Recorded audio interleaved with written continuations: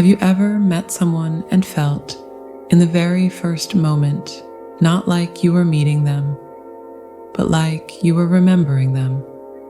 Like your veins hummed a forgotten song only their presence could cue. It's more than attraction, deeper than a spark.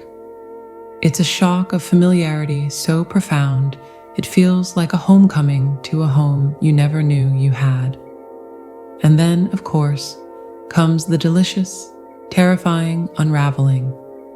The person who feels like your missing piece also becomes the one who effortlessly finds every single trigger you've ever tucked away. You're left wondering why this connection, so divinely compelling, also feels like the most rigorous spiritual boot camp you never signed up for. What if that's precisely the point? What if the overwhelming pull isn't about completing some romantic fairy tale, but about initiating a profound archaeological dig on your own soul? This person walks in carrying a peculiar blueprint, one that matches the hidden architecture of everything you've ever disowned, forgotten, or sealed away in the basement of your being. They aren't just a lover or a friend. They are a living, breathing echo of your own entirety. The beauty you see in them? Often a dormant potential you shelved. The frustration they spark? Almost always a direct reflection of an unhealed wound you've been masterfully avoiding. It's as if the universe, in its infinite and slightly mischievous wisdom, decided the most efficient way to get your attention wasn't a gentle whisper, but to send a walking, talking mirror to shine a floodlight on every corner you've kept dark. So you find yourself caught, enthralled, and exasperated in a dance that defies all conventional logic. You can't get enough because on some level, you are literally trying to reclaim parts of yourself you see glowing in them. It's a hunger for wholeness, disguised as a hunger for a person, and the path to satisfying it is never a straight line. It's a spiral, leading you deeper into yourself with every dizzying turn of chase and retreat, of bliss and breakdown. But here's the secret hidden in plain sight. The destination was never just them. It was always you that this connection forces you to become. The journey, for all its famous intensity, is actually a meticulously crafted invitation to finally meet yourself. And the first step to understanding that wild design is to look directly into the mirror they hold up and ask not about them, but about the reflection staring back.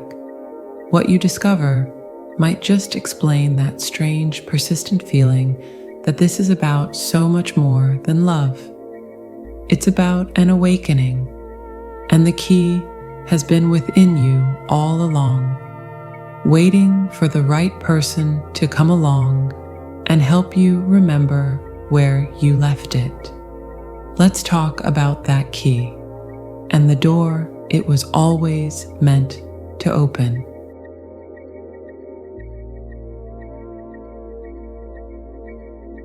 You have felt it, that inexplicable draw, a gravity that seems to operate on a law of its own, pulling you toward a person who feels less like a stranger and more like a secret you had forgotten you kept.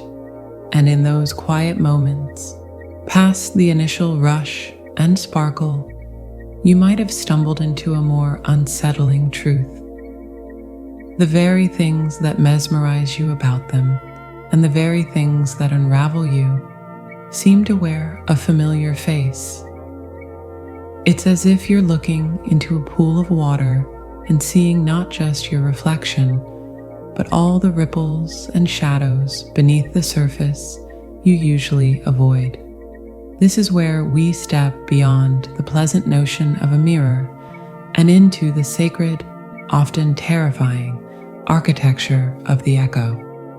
your twin flame is not merely reflecting you. They are echoing the disowned symphony of your entire being, playing back the movements you muted, the crescendos you feared, the silent pauses where your power went to hide. Think of it this way. From the moment we are small, we are taught, sometimes gently and sometimes not, what is acceptable. We learn to tuck away our raw anger, our unbridled joy, our fierce independence, our vulnerable need, because the world seems to demand a smoother, quieter version of us. We create a tidy room of our personality, presentable and nice, and we shovel everything else, the mess, the brilliance, the chaos, the art, into a closet and turn the key. We forget what's in there. We live in the room, but the soul has a perfect memory. It knows what is missing. And then one day, a person walks in who seems to have the blueprint to that very closet. They aren't living in a tidy room. They are, in their essence, embodying the contents you stored away.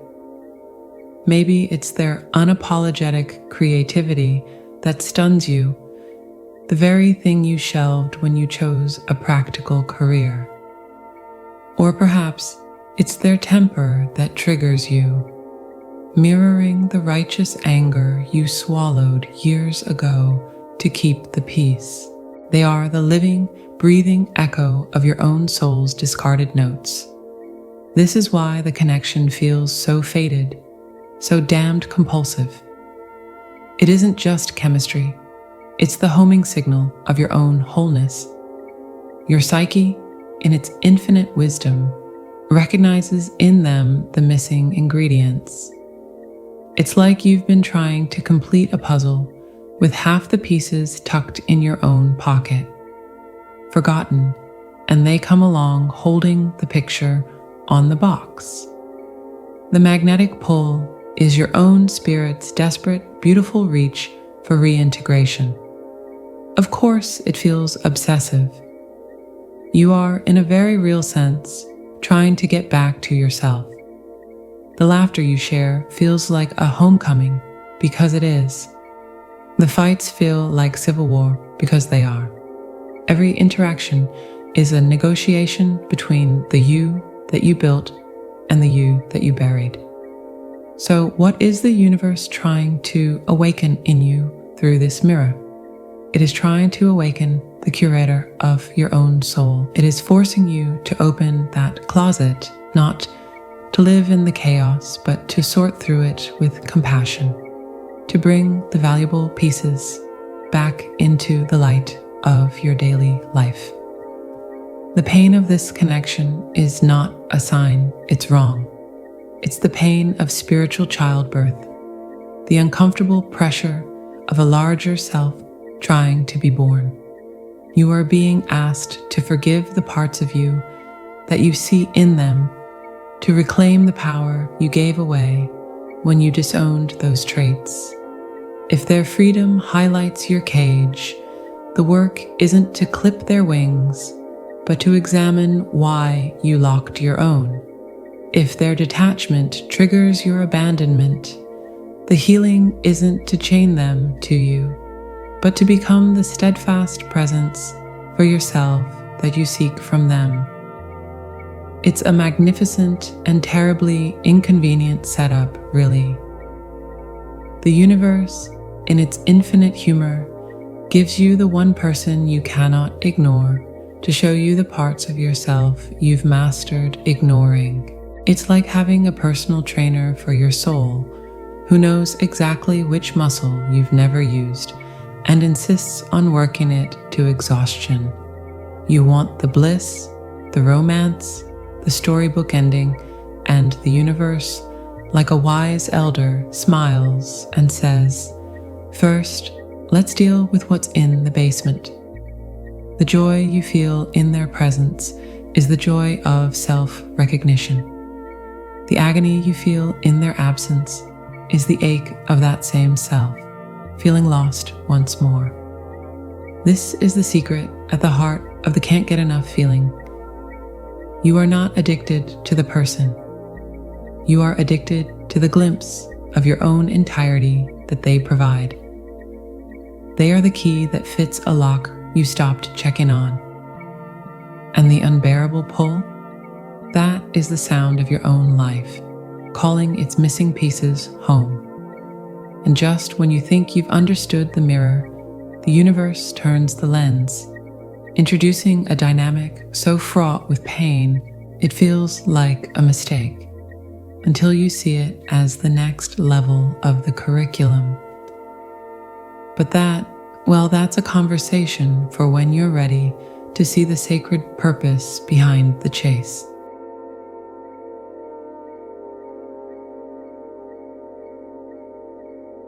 Consider the most frustrating part of it all, the part that makes you feel like you're going a little mad, the running and the chasing. It's the plot twist nobody ordered, where bliss turns into a baffling game of tag, with your heart as the playground. You've felt the mirror, you've seen the reflection, and just as you reach for it, the image steps back. And so you step forward, and it steps back again. This isn't a flaw in the connection. It is the connection's most sophisticated classroom. If the mirror showed you what was missing, this push-pull is the practical lab where you learn to become what's missing in yourself. Let's call it what it is, a divine enactment of opposites, a living theater where each of you is cast, quite against your will, in the role of the other's most needed teacher. Think of it as a dance, but not a graceful waltz. It's more like a tango of the soul, all dramatic dips and sharp turns, where leading and following constantly switch. The runner isn't running from you, not really. They are sprinting from the intensity of the fusion, from the terrifying prospect of losing themselves in a love that feels oceanic. Their fear is one of engulfment, of being consumed. And the chaser? You're not chasing them, not at the core. You are chasing the assurance that you are not inherently abandonable, that love can be constant. Your fear is one of emptiness, of being left in a void. So here you are, one representing the fear of too much connection, the other the fear of no connection at all. And the universe, in its infinite wisdom, has decided the only way to heal this is to make you intimately, yea, painfully familiar with the very thing you dread. Here's the mystery, the beautiful, frustrating genius of it. The runner needs to learn the very thing the chaser embodies, the courage to lean in, to trust, to claim love without the sky falling. And the chaser needs to master the very thing the runner exemplifies, the ability to stand alone, to find completeness within, to breathe freely in spaciousness. So you are forced, through this agonizing dynamic, to give each other the lesson. You do it clumsily, painfully, through absence and presence.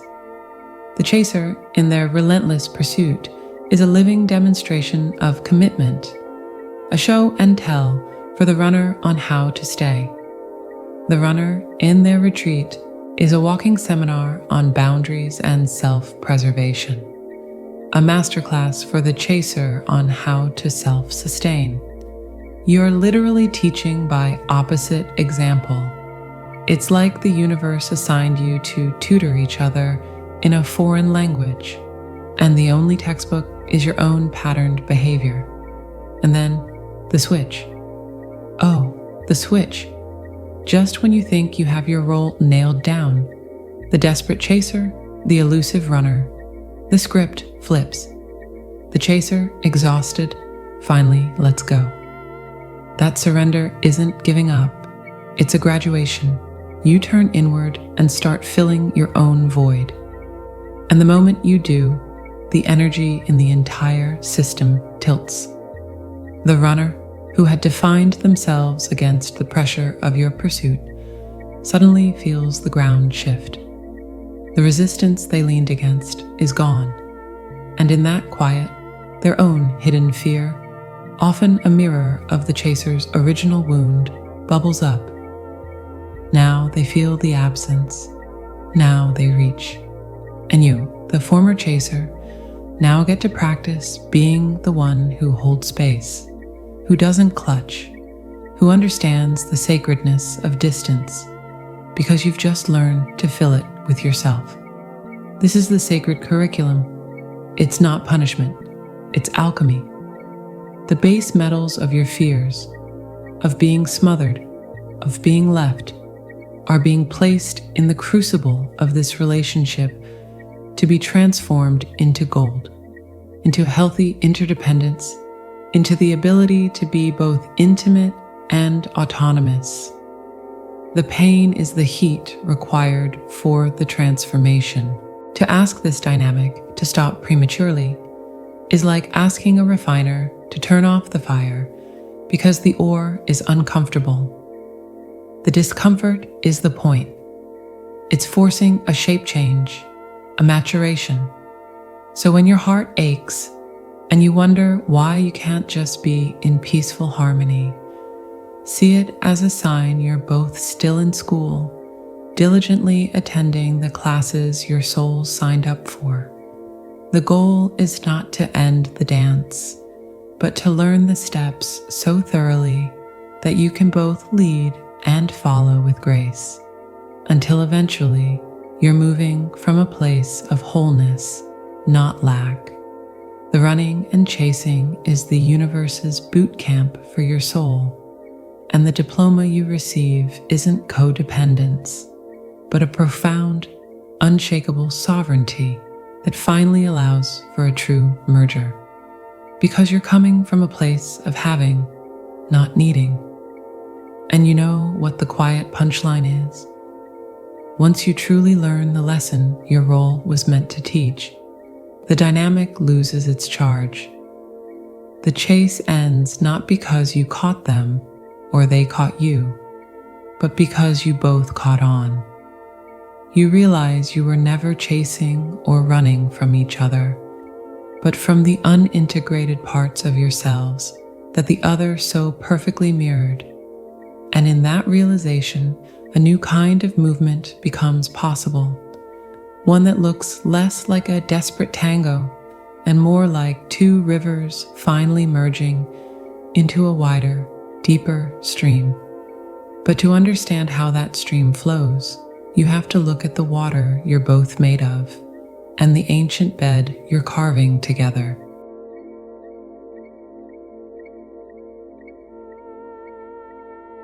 So here you are, standing at the edge of all this understanding, with the echoes of that magnetic pull still humming in your bones.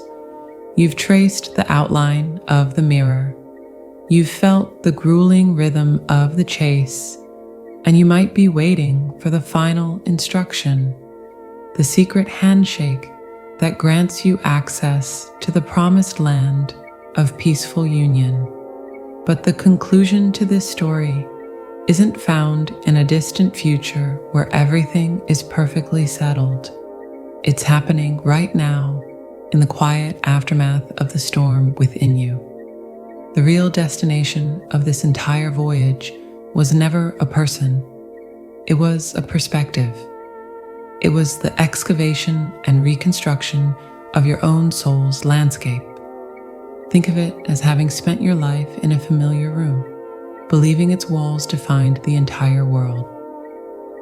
Then, someone crashes into that space, a beautiful, chaotic force who throws open a hidden door you never noticed. For a while, you're obsessed with the doorframe, with the one who opened it, believing they hold the key to whatever lies beyond. The pain, the longing, the compulsive attraction, that's you standing in the doorway, torn between the known room and the vast, uncharted territory calling your name. But the purpose was never to stand forever in the threshold, worshiping the hinge. The purpose was for you to finally take a step, then another, and begin exploring that new land for yourself.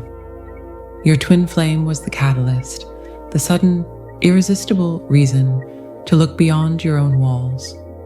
But the territory, that's yours to claim. This connection, in its profound mystery, is a referendum on your own wholeness. It asks you over and over in the language of emotion and synchronicity. Can you be the source?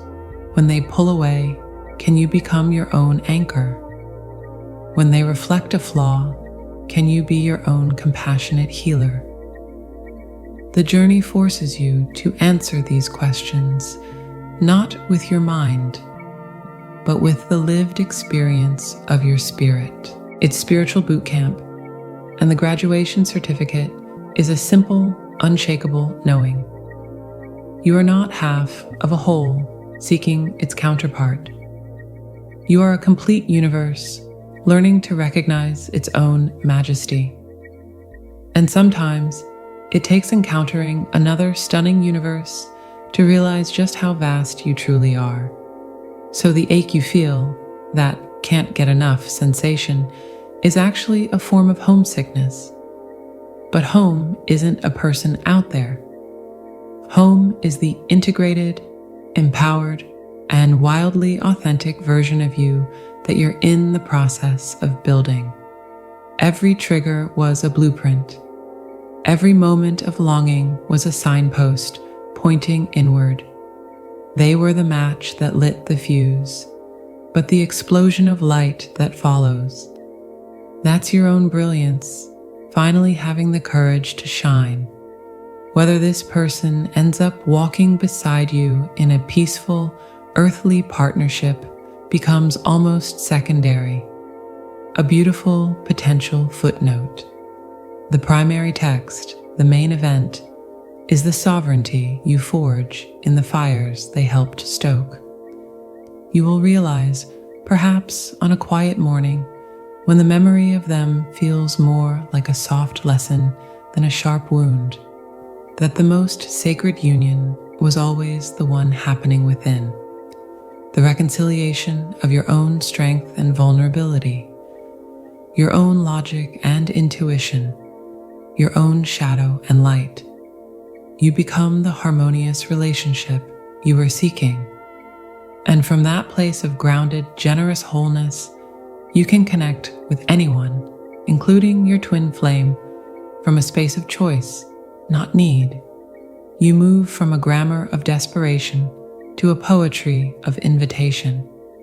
And honestly, that's the hopeful part. It means your happiness, your peace, your sense of completion was never outsourced. It was always an inside job. This path, for all its infamous difficulty, is incredibly democratic. It doesn't require the other person to awaken, to choose, to heal. It only requires you to do that. Your freedom is yours to claim. The pull relaxes its frantic grip, not when you finally grasp them, but when you finally grasp yourself. You become the calm, deep ocean, and the once turbulent waves of running and chasing simply settle into your own vast, serene expanse. You realize you weren't a thirsty traveler seeking a well. You were the well all along, and someone came along to remind you to dig just a little deeper. So keep digging. The water you find is yours forever.